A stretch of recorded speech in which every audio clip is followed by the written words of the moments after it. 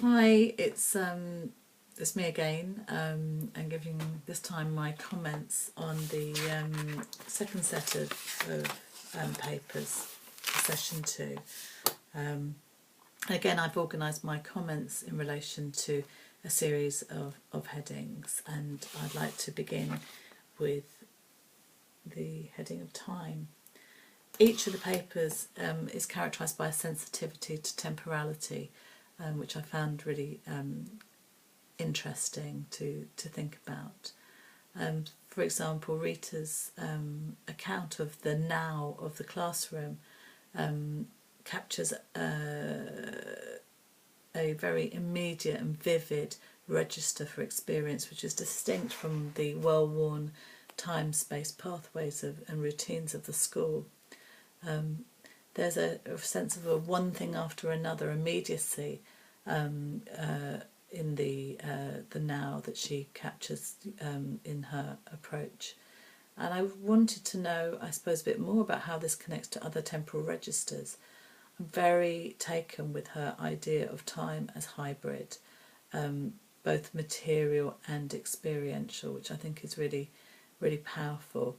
And also her invitation to think about the instability of matter over time, which is, I think, a crucial insight, and thinking about the pencil, the blue tack, the computer, the part played within this. A very different sort of sense of temporality is used by Bagley and Castro Salazar, who encourage us to think about, to use history as a way of rehistoricizing racism as a situated practice rather than as a natural state of being. And I'm really fascinated by the way the temporal method they use to move from life histories, which are kind of retrospective, the past told from the present, to performances, which are engagements and interventions within the present, and very much future oriented. And I think that's thinking more clearly about this method in temporal terms may be really useful. Narciso and Carrasco also have a very interesting temporal analysis, distinguishing the thinking about the temporality of migration and the notion that the moment of reception is one of amplification, one of heightened visibility, which may then erode over time, and what it means for us to try and research a phenomena or a group out of time, not being driven by the public discourse that identifies a group as current or of current interest, and finding tensions between the way that the temporality of a particular community is figured within the public sphere, and then more private and family-based personal narratives that they may be engaged in. Again, Swanson has a fascinating temporal concept, which of moments of articulation, which I think has relevance to the way in which myself and colleagues have talked about critical moments, but also ideas of epiphany in narrative research more generally, and also ideas of sort of heightened meaning within ethnography, moments of affective intensity, which may stop narratives and may open up analytic space and time. Again, I think this is a really fascinating area for expansion and further analysis. The second and very much related topic that I wanted to talk briefly about was affect, and a real sense in which these papers have different affective signatures linked to their investment to different kind of theoretical positions, and I thought that was very interesting. So, for example, Choti's new materialist phenomenology, there's a sense of delight within it, a sort of re-enchantment of the everyday, which is fun, and which very much kind of brings us to ideas of play and fantasy and the lack of distinction between inner and outer worlds, but also to perhaps some of the traps of romanticism associated with the romantic child that childhood studies has done so much work around describing. So one of the questions I wanted to ask her is what she feels might be the seductions or the cost of such an analysis. What does it obscure at the same time as reveal? Other papers had a sort of quite strong commitment to critical theory, and one of the things I was aware of reading these papers was a sort of transition between a kind of highly deconstructive analytic position, often in the first half of the paper, to a highly aspirational, quite romantic orientation towards the power and the emancipatory power and potential of speech, often in interviews or testimonies, and wanting to ask how we might theorise this aspect of the research process. A great deal is done to theorise the setting and the situatedness of knowledge, but actually there's a sort of the theory sort of stops at the point of understanding how does this kind of transcendence operate. What are the processes in play? What kind of analytics can be employed within this? So what happens when we shift from analytic to aesthetic modes of appreciation, for example? An important emotion is articulated by Narciso and Carrasco when they talk about the ambivalent feelings of frustration and disappointment that we discover when the world doesn't bend to our demands, the demands of our research design. And the humbled researcher is a difficult yet highly productive subjectivity. It's in this moment that we appreciate the tensions that exist between our academic projects of knowledge production and the everyday worlds that we appropriate as data. However critical we may be, our categories have histories, and we as researchers are invested in academic markets and games. We enter the field seeking reward, and whether we also offer something is to be proved and earned. And following the insights of Rancière, we must be careful that our very categories, for example, the poor and the dispossessed, do not blind us to what we see and what we're told, or our ability to wait, watch and learn.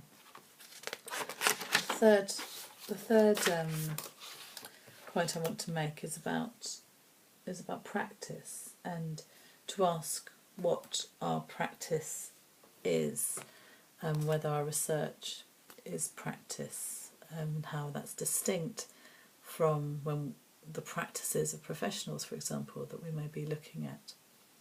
I was fascinated by and intrigued by the methods used and discussed in these papers, all within the framework of ethnography. So this included the child ethnographers, the long interview that takes place over 2 or 3 meetings, the translation of life histories into performances, and in-depth case studies. And what seems to be common to these different methods is that they challenge the process in which data is produced and understood as creating challenges, and as well as creating challenges for representation and display. We're in a highly conservative moment within academia in which the creation of internal markets of academic value threaten the potential for research to have meaningful relationships within the public or numerous publics. The pressure to publish in particular genres or particular journals and for influence to be recorded via crude metrics is itself a powerful new material reality that shapes the field and follows a logic in which data becomes a source of value within an internal economy. Yet this value cannot be realised easily if not expropriated from context. And in each of these papers we see methodological strategies at play in which context is utterly embedded in the documents of life that are collected. And these documents are co-produced and co-owned by researchers and researched. So realising the potential of these data sets is a complicated process that may be difficult to present and validate within the current conservative field. It's then of particular interest and importance that these projects have an orientation into practice that's not simply bounded by the academic timeline. The enactment of a child ethnographer will change children in classrooms. The performances of undocumented American Mexicans and the creation of an archive of counter-histories are material outcomes with consequences beyond the research project. The willingness to reimagine research and its relationship with the world is crucial and has the potential to maintain the radical potential of research as knowledge production during what are difficult times. Early career researchers must find ways of holding a space within the academy, connecting with and continuing a tradition of radical research and maintaining the potential for positive, generative and life-enhancing outcomes through research collaborations. And the final set of comments I want to make are about theory. I was really interested with the ways in which the papers engaged with theory in quite diverse bodies of theory, in fact, ranging from the new materialism, critical race theory, narrative theory, and also a kind of sort of infused sensibility of the work of Deleuze and Guattari. All rich sources, all well used. But I suppose what I wanted to do was just make a few points, about theoretical commitments that may encourage some sort of reflexivity.